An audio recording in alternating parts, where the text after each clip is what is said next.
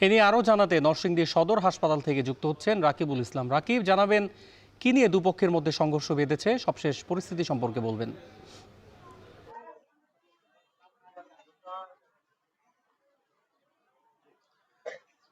বিগত ১০০ বছরেরও বেশি সময়ের দ্বন্দ্ব এবং সেই দ্বন্দ্বকে ঘিরে আধিপত্য বিস্তারের চেষ্টা এবং সেই আধিপত্য বিস্তারের চেষ্টাকে ঘিরে সংঘর্ষ নরসিংদীর বিভিন্ন অঞ্চলে অর্থাৎ চরাঞ্চল সহ বিভিন্ন অঞ্চলের সংঘর্ষের যে ধারাবাহিকতা, সেই ধারাবাহিকতার পুনরাবৃত্তি কিন্তু আবারও ঘটেছে নরসিংদীতে।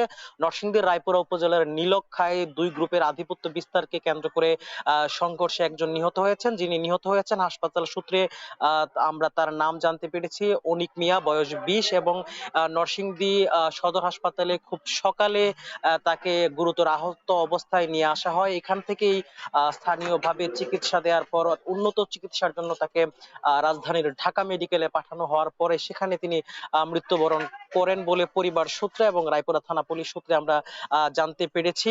এই যে সংঘর্ষের ঘটনা, স্থানীয়রা জানান যে দীর্ঘদিন ধরে আসলে এখানকার আলাল গ্রুপ এলাকার বাইরে ছিল এবং এলাকার বাইরে থাকার ফলে তারা এলাকায় প্রবেশ করতে পারছিল না, অর্থাৎ নীলক্ষা ইউনিয়নের হরিপুর দড়িগাঁও এলাকায় তারা প্রবেশ করতে না পেরে আজ ভোরে বা সকালে তারা দেশীয় অস্ত্র এবং বিদেশি বন্দুক, পিস্তল, রাইফেল এগুলো নিয়ে সংঘবদ্ধ হয়ে এলাকায় প্রবেশের চেষ্টা করে। এলাকায় প্রবেশের চেষ্টার কালে তাদের যে বিপরীত পক্ষ যে গ্রুপ রয়েছে নাজিমউদ্দিন গ্রুপ, তারা বাধা দেওয়ার চেষ্টা করে এবং দুপক্ষের মধ্যে শুরুতে ধাওয়া পাল্টা ধাওয়া শুরু হয়। পরবর্তীতে সেটি আসলে সংঘর্ষের রূপ নেয়। এই সময় অনেক নিহত হয়।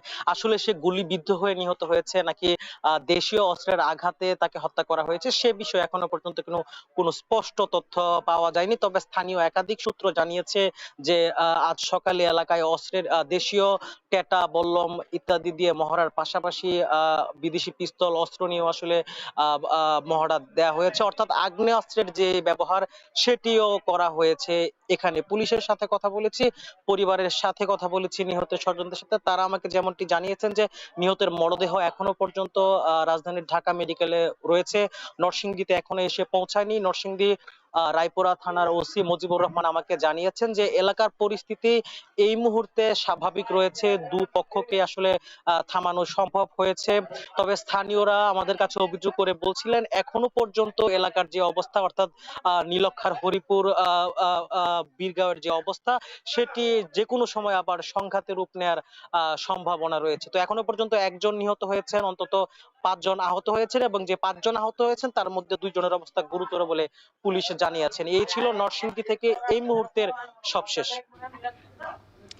নরসিংদী সদর হাসপাতাল থেকে যুক্ত ছিলেন সহকর্মী রাকিবুল ইসলাম।